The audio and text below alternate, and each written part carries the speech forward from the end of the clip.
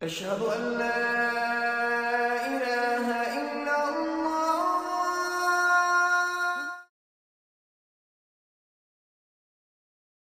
চলুন এখন বিশ্বাসীদের নিয়ে কথা বলি। ইন্না আসহাবাল জান্নাতিল ইয়াওমা ফি শুগলিন ফাকিহুন। এই আয়াত নিয়ে কিছু সময় ব্যয় করতে চাই। এই বিষয়ে কোনো সন্দেহ নেই, জান্নাতবাসীরা, আল্লাহ আমাদের এবং সকল মুসলমানদের জান্নাতবাসী করুন। জান্নাতবাসীরা, জান্নাতীরা এই দিন ইন্না আসহাবাল জান্না আল ইয়াওম, আজকে, শুগলিন ফাকিহুন, এই দিন জান্নাতীরা আনন্দে মশগুল থাকবে। তারা সব ধরনের আনন্দ উদযাপনে ব্যস্ত থাকবে। আপনি যদি মনে করেন জান্নাতে মানুষ মনমরা হয়ে বসে থাকবে, যেমন কোনো ভালো জায়গায় গেলে চুপচাপ বসে থাকেন, আমি পাকিস্তানি বংশোদ্ভূত, আমার পক্ষে জান্নাত কল্পনা করা কিছুটা কষ্টকর। আপনাদের বলছি কেন। পাকিস্তানি সমাজে আপনি যদি সত্যিই ধনী কোনো বাড়িতে বাস করেন, তাহলে আপনাকে বাড়ির সর্বত্র কাচের তৈরি বিভিন্ন আসবাবপত্র দিয়ে সাজিয়ে রাখতে হবে, যেটা একজন মানুষের স্বাভাবিক চলাফেরায় বাধার সৃষ্টি করে। এবং এই জন্য যদি আপনি কোথাও বসেন, আপনাকে মূর্তির মতো বসে থাকতে হবে, কারণ বেশি নড়াচড়া করলে কোথাও কিছু একটা পরে ভেঙে যেতে পারে, কাচের কোনো পাত্র, কাচের হাঁস বা এরকম কিছু একটা। আর কোনো বাচ্চা যখন একটু বেশি খেলাধুলা করে, ও যদি দেখতেন মা কিভাবে বাচ্চার দিকে অগ্নিদৃষ্টি নিক্ষেপ করে। যেমন তার বন্ধু আসায় ছোট করিম একটু বেশি দুষ্টামি করছে, এখন তো মায়ের পক্ষে বকা দেওয়া সম্ভব না, কারণ বাসায় গেস্ট আছে, আর মেহমানের সামনে বকা দেওয়া দৃষ্টিকটু, একটু হারামের মতো। তাই তিনি কি করেন? মুখে কৃত্রিম হাসির রেখা টেনে দাঁত কর্মর করে রাগান্বিত দৃষ্টিতে তাকান আর বলেন, করিম, তোমার সাথে একটু কথা বলবো, রান্নাঘরে আসে তো। বিষয়টা দারুণ। আমি তাই যখন কোনো সুন্দর জায়গার কথা চিন্তা করি, মনে মনে ভাবি সেখানে মনে হয় নিজের মতো করে থাকতে পারবো না। কিন্তু কোরআন আমাদেরকে বলছে তোমরা জান্নাতে সব ধরনের আনন্দ বিনোদনে মশগুল থাকবে। ও আমি আমার পাকিস্তানি সংস্কৃতি নিয়ে আরেকটা ব্যাপার বলতে চাই। জানেন আমরা বাচ্চাদের সাথে কেমন আচরণ করি? আমরা নিশ্চিত করতে চাই যে তারা যেন আনন্দে না থাকে। হয়তো সে তার খেলনা নিয়ে খুব মাতামাতি করছে, ইয়ে, মা তখন কাছে এসে বলে, তুমি কি কিছু সময়ের জন্য মানুষ হতে পারবে? সে তো শুধু একজন সাধারণ বাচ্চার মতো খেলছে, সে খুশিতে আছে, আপনি তার কাছে কি আশা করেন? এখনই তাকে একজন লাইব্রেরিয়ানের মতো রাখতে চান? তাকে তার মতো খেলতে দিন, তাকে তার মতো খেলতে দিন। প্রসঙ্গত, এই আচরণ আরব বাচ্চাদের সাথে করা আচরণের সম্পূর্ণ বিপরীত। আরব বাচ্চারা যা খুশি তাই করতে পারে, যা খুশি তাই। এখানে আরব যারা আছেন তাদের সাধুবাদ।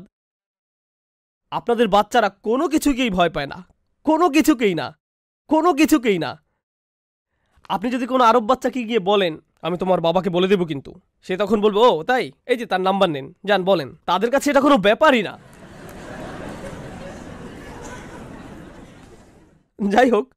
যাই হোক, আমাকে আসল আলোচনায় ফিরে আসতে হচ্ছে।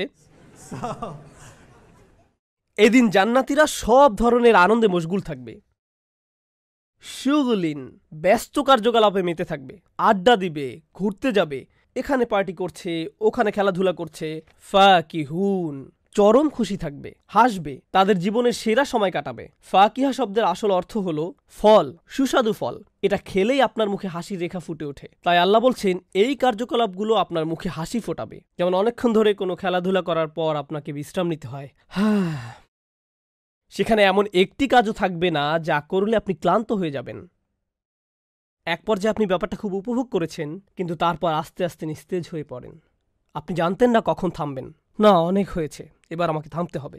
অথবা কোনো বৈঠকে আপনি অপেক্ষা করছেন কখন প্রথম ব্যক্তিটি বের হবে, কারণ আপনি সবার আগে চলে যাওয়া ব্যক্তিটি হতে চান না। তারপর যখন প্রথম ব্যক্তিটি বের হয়ে যায়, আপনি তখন বলে ওঠেন, আমাকেও যেতে হবে। কিন্তু জান্নাতে মানুষ শুধু পার্টি করতে থাকবে, আর তারা কখনোই বিরক্ত হবে না। শুধু সুখ আর সুখ। ফি শুগলিন ফাকিহুন। কেন? কারণ তাদের আমলনামাকে উপেক্ষা করা হয়েছে। নাকতুবু মা কদ্দামু ওয়া আসারহুম। জান্নাতের মানুষদের সম্পর্কে আল্লাহ কি বলেছেন? হিসাবে ইয়াসীরা, তার হিসাব সহজ করা হবে। আল্লাহ এমনকি তার আমলনামার প্রতিটি আইটেমও চেক করবেন না।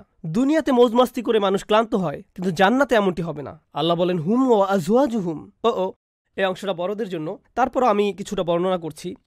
তারা এবং তাদের স্ত্রীরা আজওয়াজ বলতে গ্রুপও বোঝায়, যাদের সাথে আড্ডা দেয়, কিন্তু এখানে আসলে স্বামী স্ত্রী বোঝানো হয়েছে। তারা এবং তাদের সঙ্গীরা ফি জিলালিন থাকবে ছায়াময় পরিবেশে, আলাল আরাইকি আসনের উপর। আপনাদের অনেকেই পুরাতন যুগের ভিক্টোরিয়ান টাইপের ফার্নিচার দেখেছেন, যেখানে পালঙ্কের চারপাশে পর্দা টাঙানো থাকে, যেটা কিনা পরিবেশটাকে আরো নান্দনিক করে তোলে, বা এরকম কিছু একটা। সেই আসনে তারা স্ত্রী নিয়ে থাকবেন। এটাই ঘটবে। তারপর আল্লাহ বলেন মুত্তাকিউন, তারা হেলান দিয়ে বসে আরাম করবে, কিন্তু ঘুমিয়ে পড়বে না। বিছানা তো ঘুমানোর জন্য, কিন্তু তারা ঘুমাবেন না। তারা ঘুমাবেন না কারণ জান্নাতে কি নেই? জান্নাতে কোনো ঘুম নেই। আল্লাহ চান না আপনি যেন এক মুহূর্তের আনন্দও মিস করেন, এক মুহূর্তের সুখও মিস করেন। প্রসঙ্গত, দুনিয়াতে যদি এইরকম আনন্দের একটা রূপ বর্তমান না থাকতো, তাহলে আমাদের পক্ষে এসব আনন্দ উপলব্ধি করা সম্ভব হতো না। লাহুম ফিহা ফাকিহাতুন ওয়া লাহুম মা ইয়াদউন, এবং থাকবে তারা যা চাইবে তাই।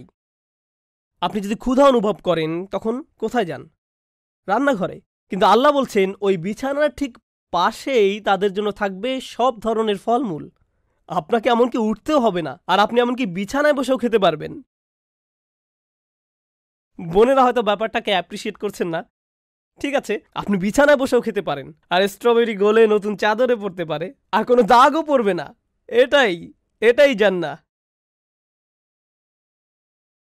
আমি জান্নাতে এটাই চাই। আমি বিছানায় বসে খেতে চাই, আর আমি এমন ফল খেতে চাই যা থেকে প্রচুর রস নির্গত হবে। আমি এমন করে চাদরে হাত মাখাবো, কিছুই হবে না। সব ধরনের ফল। ওয়ালাহুম মা ইয়াদউন, আরও পাবে যা কিছু তারা চায়। তারা যা কিছু চায়। আপনি জান্নাতে আছেন, আল্লাহ আপনাকে এত এত কিছু দিয়েছেন, এখন আরও কিছু চাইতে গেলে আপনি হয়তো লজ্জা পেতে পারেন। কারো বাসায় গিয়ে তো আপনি এমন করেন না। তারা কাবাব, চিকেন সহ হরেক রকমের খাবার এনে আপনার সামনে জড়ো করলো, তখন বললেন আপনাদের কাছে ক্যাচআপ হবে? এটা এমন একটা বেত্তমিজ কাজ, কিন্তু আমি এই কাজটা করি। আসলে আমি এই কাজটা করি। অসমীচীন কাজ, কিন্তু জান্নাতে এমন কোনো দ্বিধাদ্বন্দ্ব থাকবে না। আপনি আল্লাহর কাছে চাইতে পারেন, ইয়া আল্লাহ, আমি ভাবছি আপনি একটা আয়াতে পাখির গোশতের কথা বলেছিলেন, আমি কি একটু ওইটা? হ্যাঁ অবশ্যই, এই যে আপনার সামনে এসে হাজির হয়ে গেল। এভাবেই আপনার সেবা করা হবে। আপনি সব কিছু চাইতে পারেন, সাথে সাথে এসে হাজির হবে। আপনাকে রুম সার্ভিসে কল দিতে হবে না, জিরো বা এমন কিছু। এটাই জান্নাতের দৃশ্য। এরপর ব্যাপারটা অসাধারণের উপর আরও অসাধারণ হয়ে উঠল। এত এত সব নিয়ামত এই একটি নিয়ামতের কাছে ম্লান হয়ে পড়ল। সালামুন কওলাম মির রব্বির রহিম, অসীম দয়ালু রবের পক্ষ থেকে বলা হবে সালাম, শান্তি। প্রসঙ্গত এখানে বলা হয়নি আসসালাম, বলা হয়েছে সালামুন, মানে অজানা সালাম। এই ধরনের অজানা সালাম জান্নাতে পৌঁছার আগ পর্যন্ত এই সালামের মর্ম বুঝবেন না। কওলাম মির রব্বির রহিম, এমন এক রবের কথা যিনি সর্বদা স্নেহশীল, দয়াময়। প্রসঙ্গত যারা জান্নাতে পৌঁছে গেছেন, আমরা এই সূরায় জান্নাত পাওয়ার যোগ্য কিছু মানুষের পরিচয় পেয়েছি। নবী রাসূলরা, তাদের কিছু অনুসারী যাকে হত্যা করা হয়েছিল, মনে আছে তাদের কথা? তারা কি সহজ জীবন পার করেছিলেন নাকি কঠিন জীবন? তাদেরকে অতিক্রম করতে হয়েছিল খুবই কঠিন এক জীবন। আর আল্লাহ বলছেন তিনি সব সময় ছিলেন রব্বিন রহিম, এমন এক রব যিনি সব সময় দয়ালু এবং স্নেহশীল ছিলেন। তিনি তাদের জন্য তাদের জীবনের সকল কঠিন সময়গুলোকে সহজ করে দিয়েছিলেন। এমনকি দুনিয়াতেও তিনি তাদের পথ সহজ করে দিয়েছিলেন। ওয়াল্লাযীনা জাহাদু ফীনা লানাহদিয়ান্নাহুম সুবুলানা, আর যারা আমার পথে সর্বাত্মক প্রচেষ্টা চালায় তাদেরকে আমি অবশ্যই আমার পথে পরিচালিত করব। আল্লাহ মানুষের কঠিন সংগ্রামকে সহজ করে দেন। তিনি ইব্রাহিম আলাইহিস সালামের জন্য আগুনকে ঠান্ডা করে দিয়েছেন। আগুন নিজে নিজে ঠান্ডা হয় না, আল্লাহ করেন। তিনি সব সময় মুমিনের সাহায্যে ছিলেন, আর তাই এখন জান্নাতে তিনি সবাইকে সালাম জানাচ্ছেন। এরপর আর কিছু বলার নেই। এই সূরায় পারফেক্ট একটি জায়গায় এসে জান্নাতের আলোচনার সমাপ্তি হল। এরপর আপনি আর কোথায় যাবেন? এখান থেকে আর কোথাও যাওয়ার নেই। তো আমরা সেই দৃশ্যপটে চলে যাচ্ছি যেটাতে পজ বাটন চাপা ছিল। কোথায় পজ করা ছিল? না, আর তারা বলেছিল যে এই প্রতিশ্রুতি আর রহমান দিয়েছিলেন, আর রাসূলগণ সত্যি কথাই বলেছিলেন। আর তাদের সকলকেই একত্রিত করা হবে এবং তাদেরকে বলা হবে যে আজ কারো সাথেই অন্যায় করা হবে না, তোমাদেরকে তাই প্রদান করা হবে যা তোমরা উপার্জন করেছো। মনে আছে এগুলো? আর তারপর আকস্মিকভাবে আপনারা সিনেমাতে দেখে থাকবেন, অবশ্য আপনারা সিনেমা দেখেন না, আপনারা হিউস্টনে থাকেন, আপনারা খুবই ধার্মিক, কিন্তু কেউ কেউ আপনাদের যাদের বাড়ি ওকলাহামা যারা সিনেমা দেখেন, এখানে 2টি সিন আছে। প্রথমে একটি সিন আসলো, এটা কেটে গিয়ে অন্য আরেকটা সিনে চলে গেল, তারপর কেটে আবার প্রথম সিনে ফেরত আসলো। এখন আমরা সেই প্রথম সিনে ফেরত যাব যেখানে বলা হয়েছিল যে আপনাকে তাই প্রদান করা হবে যা আপনি উপার্জন করেছেন। এখন তিনি বলছেন ওমতাজুল ইয়াউমা আইয়ুহাল মুজরিমুন, অপরাধীরা তোমরা আলাদা হয়ে যাও, তোমরা আর অন্য মানুষদের সাথে মিশে যেতে পারবে না। তিনি এটা কেন বললেন? খশিয়া রহমান আবিল গায়ব, আর রহমানকে না দেখেই ভয় করেছে। এই পৃথিবীতে আপনি হয়তো সব সময় কাফেরদের থেকে ইমানদারদেরকে আলাদা করতে পারবেন না। হয়তো কোনো কোনো মানুষের হৃদয়ের গভীর ইমান ছিল কিন্তু কাউকে বলতে পারেনি, তারা শুধু গোপনে আল্লাহর আনুগত্য করেছে এবং উপাসনা করেছে, হয়তো কাউকে বুঝতে দেয়নি। আল্লাহ ছাড়া অন্য কেউ তাদের সম্পর্কে জানে না। আর আজ বিচার দিবসে যখন গোটা জাতি পুনরুত্থিত হয়েছে, আল্লাহ বলছেন নিজেদেরকে পৃথক করে ফেলো। তখন কিছু মানুষ আশ্চর্য হয়ে যাবে, কেন সে ভালোর দিকে যাচ্ছে? তারা বুঝবেও না যে কেন। শুধু আল্লাহ এই মানুষদের অবস্থা জানেন। ওমতাজুল ইয়াউমা আইয়ুহাল মুজরিমুন, তোমরা নিজেদেরকে পৃথক করে ফেলো। এখন আল্লাহ যখন তাদের সাথে কথা বলছেন, এখানে তিনি তাদের উদ্দেশ্যে সর্বশেষ কথা বলছেন। আলাম আহাদ ইলাইকুম ইয়া বানি আদম, হে আদম সন্তানেরা, আমি কি তোমাদের থেকে প্রতিশ্রুতি গ্রহণ করিনি? আল্লাহ তা'বুদুশ শাইতান, তোমরা যাতে শয়তানের উপাসনা না করো। প্রকৃতপক্ষে প্রতিশ্রুতিটি ছিল শয়তানের আনুগত্য না করা অথবা শয়তানের কথা না শোনা, কিন্তু এখানে কথাটা অন্যরূপে এসেছে। এখানে আল্লাহ বলছেন যে তোমরা শয়তানের উপাসনা করো না। এখানে আমরা কি শিখতে পারছি? আল্লাহর বিবেচনায় যখন কেউ শয়তানের কথা শুনে এবং সঠিক পথের সকল আশাকে উপেক্ষা করে আর সত্যের সকল পথকে অগ্রাহ্য করে, তখন সেটা শয়তানের উপাসনারই শামিল। এটাই শয়তানের উপাসনা। ইন্নাহু লাকুম আদুউম মুবিন, এতে কোনো সন্দেহ নেই যে তোমাদের জন্য সে সুস্পষ্ট শত্রু। আমরা এখানে যা শিখছি আসলেই গুরুত্বপূর্ণ। যখন আপনি আপনার চিন্তাকে ব্যবহার করতে অস্বীকৃতি জানান, চারপাশের জগৎ, ইতিহাস এবং ওহির জ্ঞানকে উপলব্ধি করার ক্ষেত্রে, আর আপনি এই 3টি বিষয় থেকেই নিজেকে আবদ্ধ করে ফেলেন, তখন আপনি শয়তানের করুণার পাত্রে পরিণত হন। আপনি হয়তো জানেনও না, কিন্তু মূলত আপনি তার উপাসনা করছেন। এটাই সে চায়। সে চায় যে মানবজাতি যাতে তার চিন্তাকে সঠিকভাবে কাজে না লাগায়, যাতে তারা সঠিক পথ না পায়। কারণ আপনি সঠিক পথ পাবেন না যদি চিন্তাকে ব্যবহার না করেন। ওয়ানি আবুদুনি, আমি কি তোমাদেরকে বলিনি যে আমার ইবাদত করো? হাযা সিরাতুম মুস্তাকিম, এটাই সঠিক পথ। দাঁড়ান, সরল পথের কথা কি এই প্রথম আসলো? সরল পথের কথা কখন এসেছে মনে আছে আপনাদের? ঠিক শুরুতেই। সকল রসুল এবং রসুল সাল্লাল্লাহু আলাইহি সাল্লাম সকলেই ছিলেন সরল পথের অঙ্গীকারবদ্ধ। এটা এত চমৎকার। যখন আমাদেরকে বলা হলো যে তারা সরল পথে অঙ্গীকারবদ্ধ, কিছু মানুষ হয়তো ভাবতে পারে ভালো কথা, তারা সরল পথে অঙ্গীকারবদ্ধ, কিন্তু আমি কি করব? তাদের সেই পথ তো অনেক কঠিনতাপূর্ণ। আমি কি এটাকে কঠিন বলে বর্ণনা করিনি? এটা কঠিন থেকে কঠিন, আরও কঠিন হয়ে উঠতে থাকে। একজন সাধারণ মানুষ কিভাবে এ পথে চলবে? তাই এই সব কিছুর শেষে আল্লাহ বলছেন যে রাসূলদের কাছে থেকে আমি যা চাইছি, তোমাদের কাছ থেকে এর চেয়ে কম চাইছি। তোমাদের কাছে আমি শুধুমাত্র চাইছি যে আমার ইবাদত করো। এটাই সরল পথ, এর বেশি কিছু না। আমি তোমাদের কাছে অনেক কিছু আশা করি না। রাসূলগণ এসেছেন, ইউরিদুল্লাহু আন ইউখাফফিফা আনকুম, আল্লাহ তোমাদের বোঝা হালকা করতে চান, তোমাদের জীবন সহজ হোক, এটাই তিনি চান। এটাই তিনি বলেছেন, ইউরিদুল্লাহু বিকুমুল ইউসরা ওয়ালা ইউরিদু বিকুমুল উসরা, আল্লাহ তোমাদের জন্য যা সহজ তাই করতে চান, যা কষ্টদায়ক তা চান না। ওমা জাআলা আলাইকুম ফিদ্দীনি মিন হারাজ, তিনি তোমাদের জন্য এই ধর্মে কোনো বোঝা, সংকীর্ণতা বা অস্বস্তি রাখেননি। জানেন কে ধর্মকে অস্বস্তিকর করে তোলে? মানুষেরা। আল্লাহ ধর্মকে সহজ করে দিয়েছেন, আমরা ধর্মকে কঠিন বানিয়েছি। আমি অনেক চড়াই উতরাই পেরিয়ে এটা শিখেছি। আমি মনে করি এই পৃথিবীতে আমার সবচেয়ে মূল্যবান উপহার হলো আমার ছাত্রগণ এবং আমার শিক্ষকগণ। আমি তাদেরকে আমার সবচেয়ে মূল্যবান উপহার বলে মনে করি, আমার শিক্ষকগণ। বিশেষভাবে ডক্টর আকরাম নদভী, আল্লাহ তাকে সুরক্ষিত রাখুন। আল্লাহর শপথ, যখনই আমি তার কাছ থেকে কিছু শিখি, যখনই আমি তার সামনে বসি, হয়তো তার কাছ থেকে কোনো আয়াত সম্পর্কে জানি, হয়তো বা কোনো হাদিস সম্পর্কে জানি, আমার মনে হয় যে এইমাত্র ইসলাম গ্রহণ করলাম। তার কাছ থেকে আমি এমন জিনিস শিখেছি যা সারা জীবন ধরে ভাবতাম যে আমি জানি, আর তারপর তার সাথে বসে বিষয়টা আসলেই জানলাম, আর আমার অবস্থা হলো এরকম, ও আমি তো এটা জানতামই না। আর সেই বিষয়গুলো এখন যুক্তিসঙ্গতও মনে হয়, অনেক সহজ মনে হয়। মানুষই বিষয়গুলোকে কুৎসিত এবং কঠিন বানিয়ে ফেলেছে। আমি আপনাদেরকে ডক্টর আকরাম সম্পর্কে পরে আরও বলবো। এখানে কি কেউ ডক্টর আকরামকে চিনেন? আপনাদের সকলেরই আকরাম নদভীকে চেনা উচিত। তার নামটি লিখে রাখুন, আকরাম নাদভি, AKRAM, আকরাম নাদভি। ইংরেজিতে তার নাম এভাবে লিখতে হয়, নাদভি, NADAWI অথবা NADWI। যাই হোক, শুধু আমার ইবাদত করো, এটা সহজ, এটাই সরল পথ, এটুকুই করতে হবে। ওয়ালাকাদ আযাল্লা মিনকুম জিবিল্লান কাসীরান, নিশ্চিতভাবেই সে পথভ্রষ্ট করতে সক্ষম হয়েছে বিশাল জনসংখ্যা। আল আদাদ আল কাসীর আল জিবিল, বিশাল, তোমাদের মধ্য থেকে বিরাট জনসংখ্যা সে পথভ্রষ্ট করতে সক্ষম হয়েছে। আফালাম তাকুনু তাকিলুন, কেন তোমরা কখনো চিন্তা করতে না? কেন তোমরা কখনো চিন্তা শক্তিকে ব্যবহার করনি? এটা আমাদেরকে 3টি জিনিসের দিকে নিয়ে যাচ্ছে যা নিয়ে আমাদের চিন্তা করা উচিত। আমি সেগুলো আর পুনরাবৃত্তি করব না, আপনারা সেগুলো জানেন। কেন তোমরা কখনোই চিন্তা শক্তি কাজে লাগাওনি? শয়তান কিভাবে তোমাদের প্রতারিত করলো? এজন্যই তিনি বলেছেন যে শয়তানের কাজ হলো চিন্তা করা থেকে আপনাকে বিরত রাখা, তাই না? আর প্রসঙ্গক্রমে সে যে এত বেশি মানুষকে প্রতারিত করতে পেরেছে, এই ধারণাটিও সূরাটির এই স্থানে আমরা প্রথম শিখছি না।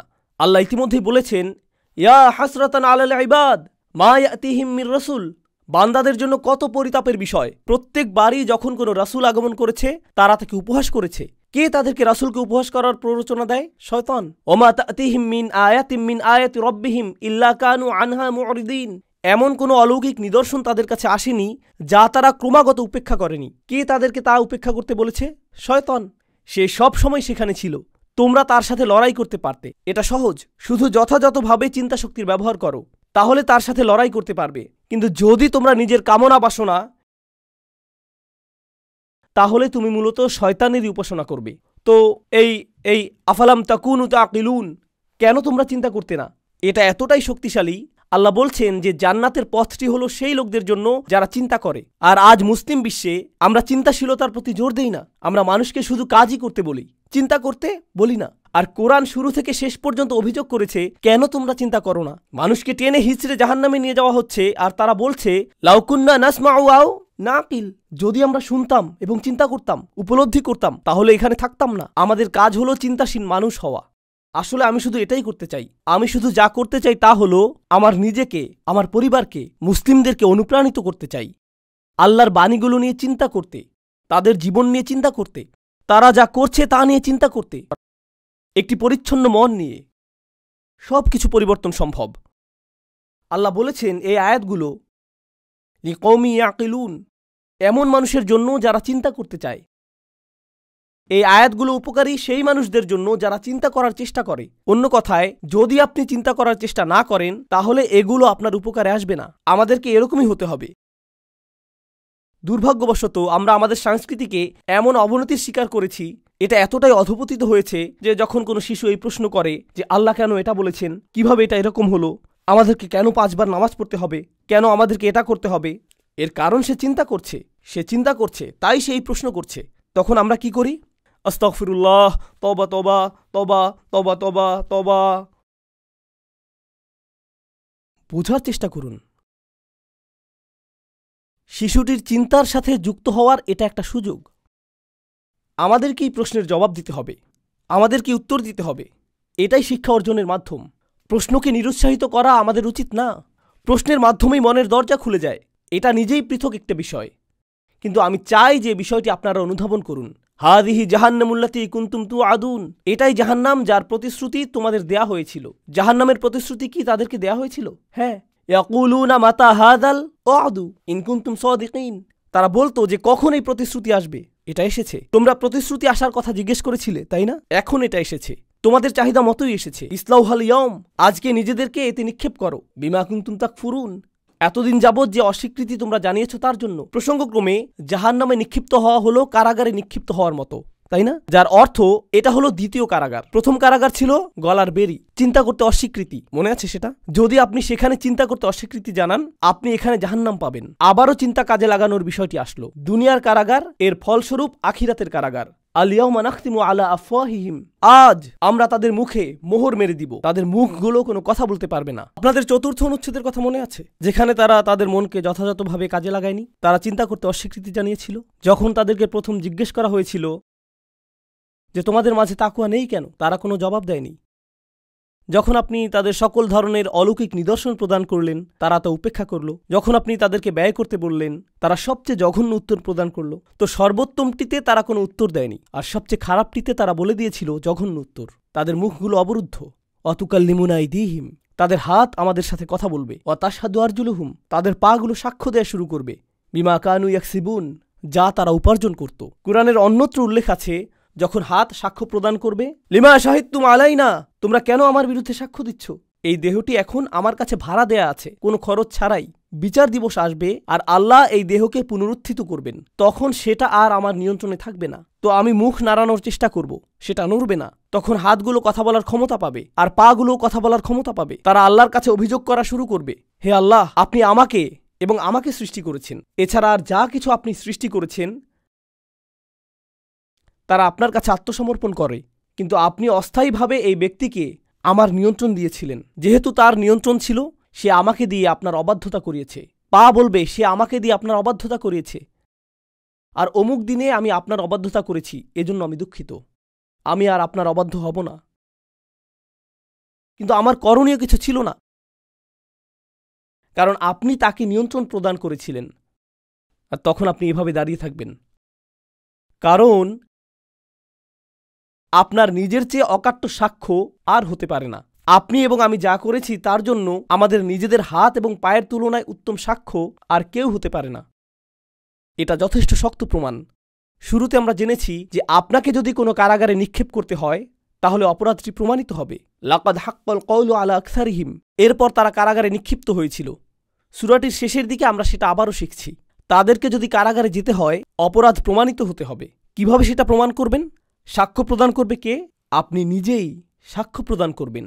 কাফা বিনাফসিকা লিয়াউমা আলাইকা হাসিবা, আজ তুমি নিজেই নিজের সাক্ষ্য হিসেবে যথেষ্ট। আল্লাহ আমাদেরকে সেই সাক্ষ্য থেকে রক্ষা করুন। এখন ওয়ালাউ নাশা, সেটা ছিল বিচার দিবস, কিন্তু এখনও আমরা আবারও এই পৃথিবীর প্রসঙ্গে ফিরে আসছি। ওয়ালাউ নাশা উলা তমাসনা আলা আয়ুনিহিম, তাদের দৃষ্টিকে লোপ করে দিতে পারতাম। ফাস্তাবাকুস সিরাত, তখন তারা পথ খোঁজার প্রতিযোগিতায় নামত। ফাআন্না ইউবসিরুন, তখন তারা কিভাবে দেখতে পেত? এটা অদ্ভুত একটা উদ্ধৃতি। এর অর্থ বোঝার জন্য আপনাকে চিন্তা করতে হবে। আমি আবারও অনুবাদ করছি। যদি আমরা চাইতাম তাদের চোখগুলোকে ধ্বংস করতে, মুছে ফেলতে পারতাম। তখন তারা পথ খুঁজে পাওয়ার জন্য প্রতিযোগিতা করত, তারা পথের উদ্দেশ্যে ছুটে বেড়াত।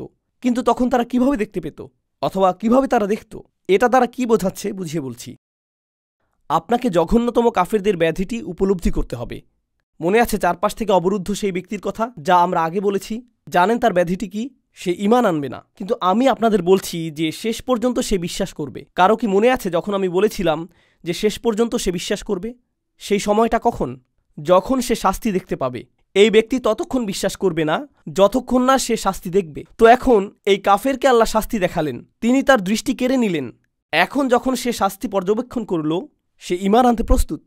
তো এখন সে সঠিক পথের জন্য প্রতিযোগিতা করবে, কিন্তু এতে কি লাভ হবে? তুমি জানো না যে কোথায় যেতে হবে। ফাআন্না ইউবসিরুন, তো এটা আসলে বর্ণনা করছে যে কেমন নিরাশাব্যঞ্জক তারা হয়ে থাকে যতক্ষণ পর্যন্ত না তারা শাস্তি পর্যবেক্ষণ করে। আরেকভাবে আয়াতটি বোঝা যায়, কিছু তাফসীরকারক এই মতটি ব্যক্ত করেছেন, আর আমার কাছে এটা বেশ যুক্তিসঙ্গত মনে হয়েছে। তা হলো, আপনি যদি আসলে অজুহাত খুঁজেন যে হেদায়েতের পথে আসার জন্য আপনার কোনো উপায় ছিল না, উপলব্ধি করার জন্য আপনার কোনো পথ ছিল না, হয়তো আপনি তেমন শিক্ষিত না, তাই ইতিহাস সম্পর্কে তা জানতে পারেননি, হয়তো আপনি কোনো রাসূল সম্পর্কে জানতেন না, তাই উপর থেকে যা এসেছে তা আপনি জানতে পারেননি। এটা সম্ভব যে ইতিহাসের শিক্ষা অর্জনের আমার কোনো সুযোগ নেই, আর ওহির জ্ঞানও আমার কাছে সহজলভ্য না। কিন্তু আমার এখনও একটি জিনিসের সামর্থ্য রয়েছে। সেটা কি? আমার চারপাশের পৃথিবী। আমি আমার চারপাশের সত্য, চারপাশের সৃষ্টি জগৎ অবলোকন করতে পারি। আল্লাহ বলেছেন, আমি যদি তাদের দৃষ্টিগুলোকে লোপ করে দিতাম, তখন তারা যদি সঠিক পথ পাওয়ার প্রতিযোগিতা করত, হয়তো তখনও তারা আরেকটা অজুহাত দাঁড়া করাতো। হয়তো তখনও, কারণ তখন তারা হয়তো বলতো যে তারা দেখতে পাচ্ছে না, কিন্তু অজুহাত দেওয়ার সুযোগ নেই। তাদের চোখ এখনো সম্পূর্ণরূপে সুস্থ রয়েছে। ওয়ালাউ নাশা, আমরা যদি চাইতাম, লামাসাখনাহুম আলা মাকানাতিহিম, তাদের দেহকে বিকলাঙ্গ করে দিতে পারতাম, ঠিক যেখানে তারা অবস্থান করে। আমরা তাদের হাত ভেঙে দিতে পারতাম, চেহারা বিকৃত করে দিতে পারতাম, আমরা তাদের কান বিচ্ছিন্ন করে ফেলতে পারতাম, তারা যেখানে অবস্থান করে। ফামাস্তাতাউ মুদিয়াও ওয়ালা ইয়ারজিউন, এরপর তারা সামনে এগোতে পারবে না, আর ফিরেও আসতে পারবে না। আল্লাহ বলেছেন যে আমাকে বিচার দিবস পর্যন্ত অপেক্ষা করতে হবে না, আমি তোমাকে এখনই শেষ করে দিতে পারি। এর আগে তিনি বলেছেন যে তিনি তাদেরকে একেবারেই শেষ করে দিতে পারেন, কিন্তু এখন তিনি বলছেন অন্য আরও ব্যবস্থাও রয়েছে। আমি তোমাদের অন্ধ বানিয়ে দিতে পারি, আর তারপর তোমাদের অঙ্গগুলো একের পর এক ছিন্ন ভিন্ন করে দিতে পারি। আমি এটা করতে পারি, তারপর দেখা যাবে তোমাদের কি হয়। কারণ তোমরা বলে যাচ্ছ যে আমরা আর ফিরে আসবো না। হ্যাঁ, তোমাদের এই অবস্থা থেকে আরও ফিরে আসতে পারবে না, তোমরা এটা থেকেও ফিরে আসবে না। এই সম্পর্কে যেটা আমার কাছে উল্লেখযোগ্য মনে হয় তা হলো, আল্লাহই ভালো জানেন, আমার মনে হয় যে এগুলো হলো আল্লাহর নিজস্ব পন্থায় দেয়া হুমকির জবাব। আপনারা জানেন যে রাসূলগণ হুমকির সম্মুখীন হয়েছিলেন, লা ইল্লাম তানতাহু লানারজুমান্নাকুম ওয়া লা ইয়ামাসসান্নাকুম মিন্না আযাবুন আলীম।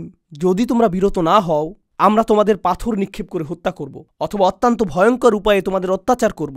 তোমরা কি মনে করো শুধু তোমরাই হুমকি দিতে পারো? আমরাও হুমকি দিতে পারি, আর এজন্য তোমাদেরকে আখিরাত পর্যন্তও অপেক্ষা করতে হবে না, তোমাদেরকে পরকাল পর্যন্ত অপেক্ষা করতে হবে না। আমি তোমাদেরকে পৃথিবীতেই হুমকি দিতে পারি। তাই তিনি বলেছেন, তিনি তাদের দৃষ্টি লোপ করে দিতে পারেন, অথবা তাদের চেহারা বিকৃত করে দিতে পারেন, অথবা তাদের বিকলাঙ্গ করে দিতে পারেন, আর তারা এটা থেকে ফিরে আসতে পারবে না। চমৎকার এই আয়াতটি এখন চলে আসলো। গোটা সূরার মধ্যে এটা আমার প্রিয় আয়াত। ওমান নুআম্মিরহু নুনাক্কিসহু ফিল খলকি আফালা ইয়াকিলুন। যাকে আমরা বার্ধক্য দান করেছি, তার সৃষ্টিগত গঠনে আমরা অবনতি ঘটাতে শুরু করব। আগের আয়াতে আল্লাহ বলেছেন যে তিনি তোমাদের দেহকে বিকলাঙ্গ করে দিতে পারেন, তাই না? তিনি তাদের দেহকে বিকলাঙ্গ করে দিতে পারেন, কিন্তু এটা বিশ্বাস করার জন্য তোমাদের বিকলাঙ্গ হওয়ার জন্য অপেক্ষা করার প্রয়োজন নেই, বরং বয়স বাড়ার সাথে সাথে তো এমনিতেই তোমাদের দেহের অবনতি ঘটতে থাকে। সেই চূড়ান্ত বিকলাঙ্গতার কিছু কিছু নিদর্শন ইতিমধ্যেই প্রতিদিন ঘটে চলছে। একটু একটু করে বয়স বৃদ্ধির সাথে সাথে যেহেতু আপনার দেহের ক্ষমতা ক্রমাগত হ্রাস পাচ্ছে, যাদেরকে আমরা বৃদ্ধ বয়স দান করি, সৃষ্টিগত দিক থেকে আমরা তাদেরকে উল্টো দিকে ফিরিয়ে আনি। ইমাম আলুসি এই আয়াতটি নিয়ে চমৎকার মন্তব্য করেছেন, যা বছরের পর বছর ধরে আমার মাথায় গেঁথে আছে। আমার মনে হয় আমি 15 বছর আগে এটা অধ্যয়ন করেছিলাম। তিনি বলেছেন, যখন একটি শিশু ছোট থাকে সে এরকম করে, সবসময় কোন দিকে তাকিয়ে থাকে? শিশুটি এতটুকু, তার গলা থাকে এরকম। আপনারাও কি এটা লক্ষ্য করেছেন? তারা সবসময় উপরের দিকে তাকায়, কোথাও আরোহণ করতে চায়, কোনো কিছু টেনে নামায়, কোলে উঠতে চায়, শুধু উপরে উপরে উপরে উপরে উপরে। এরপর মানুষ অতিশয় বৃদ্ধ হয়ে যায়, তার পিঠের অবস্থা কি হয়? আর সে সবসময় কোথায় তাকিয়ে থাকে? শিশুটি তার বেড়ে ওঠার দিকে তাকিয়েছিল, আর বৃদ্ধ লোকটি সবসময় তার শেষ ঠিকানার দিকে তাকিয়ে থাকেন। তিনি মাটির দিকে তাকিয়ে থাকেন সবসময়। এটাই তার গন্তব্য। আল্লাহ ইতিমধ্যে এটা স্মরণ করাকে তার জন্য সহজ করে দিয়েছেন। তিনি তার পিঠকে বাঁকিয়ে দিয়েছেন। তিনি মানব সৃষ্টির বিলোপ ঘটানোর প্রক্রিয়া শুরু করে দিয়েছেন। সুবহানাল্লাহ। আফালা ইয়াকিলুন। তারা কেন জানে না? এই আয়াতটিকে অন্যভাবে দেখা যায়, যা উপলব্ধি করাটা আমার কাছে অনেক তাৎপর্যপূর্ণ মনে হয়েছে। আর তা হলো, যখন মানুষ অতিমাত্রায় বৃদ্ধ হয়ে যায়, তাদের মধ্যে আসলে শিশুদের মতো স্বভাব গড়ে উঠতে থাকে। বৃদ্ধ হওয়ার সাথে সাথে মানুষ সহজে রাগান্বিত হয়ে উঠতে পারে, তারা পরনির্ভরশীল হয়ে উঠতে পারে। যেহেতু তাদের স্বাস্থ্যের অবনতি ঘটতে থাকে, তাই তারা নিজেদের পরিষ্কার করতে পারে না, অথবা নিজেরা পোশাক পরিধান করতে পারে না। এর জন্য সাহায্যের প্রয়োজন হয়। তারা আর নিজে নিজে খেতে পারে না, তারা নিজেরা ঘুরে বেড়াতে পারে না। এই একই অক্ষমতাগুলো আর কার মাঝে থাকে? শিশুদের মাঝে। শিশুদের মাঝে তারা শিশুদের মতো হয়ে যায়, আর এই বয়সেই তারা পৌঁছে যায় লিকাইলা ইয়ালামা বা'দা ইলমিন শাইআ। যখন জ্ঞানী হওয়া সত্ত্বেও জ্ঞানহীন হয়ে পড়ে, স্মৃতিভ্রষ্টতা দেখা দেয়, আপনি ভুলে যেতে শুরু করেন, আপনি আর শব্দ খুঁজে পান না, আপনার কথায় তোতলামি দেখা দেয়। এগুলো কখন দেখা যেত? যখন আপনি ছোট ছিলেন। বাবু, তোমার কি মনে আছে? এটা তোমার মামা, সে দেখতে কুৎসিত। আর আপনার একজন বৃদ্ধ লোকের সাথে দেখা হয়, তিনিও ভুলে যান। একজন স্কলারের সাথে আমার সাক্ষাৎ হয়েছিল। এটা আতঙ্কজনক। ঘটনাটা আমাকে এই আয়াত স্মরণ করিয়ে দিয়েছিল। সুবহানাল্লাহ। আমি একটি ট্যাক্সিতে করে তার সাথে ভ্রমণ করছিলাম, আর তিনি বললেন, বেটা কেমন আছো তুমি? আমি বললাম, ভালো আছি আলহামদুলিল্লাহ। কেমন যাচ্ছে দিনকাল? মাশাআল্লাহ। তুমি কোথায় থাকো? আমি বললাম, ডালাস। 1 মিনিট পর, বেটা কেমন আছো তুমি? আলহামদুলিল্লাহ। কেমন যাচ্ছে দিনকাল? মাশাআল্লাহ। তুমি কোথায় থাকো? ডালাস। ও মাশাআল্লাহ, আমিও ডালাস পছন্দ করি। আমাদের কি আগে দেখা হয়েছিল? হ্যাঁ, আমার মনে হয় দেখা হয়েছে। আমি বিরক্ত হয়ে বলিনি যে মাত্রই তো আপনি এ কথা জিজ্ঞেস করলেন। তার স্বল্পকালীন স্মৃতিশক্তি হারানোর গুরুতর সমস্যা ছিল। প্রত্যেক 5 মিনিট পর পর একই কথোপকথন চলছিল। প্রসঙ্গক্রমে, অন্য কার এই সমস্যা আছে? কারা বারবার এরকম করে? শিশুরা এরকম করে। চকলেট খাবো, চকলেট খাবো, চকলেট খাবো। এটা চলতেই থাকে, এভাবে চলতেই থাকে।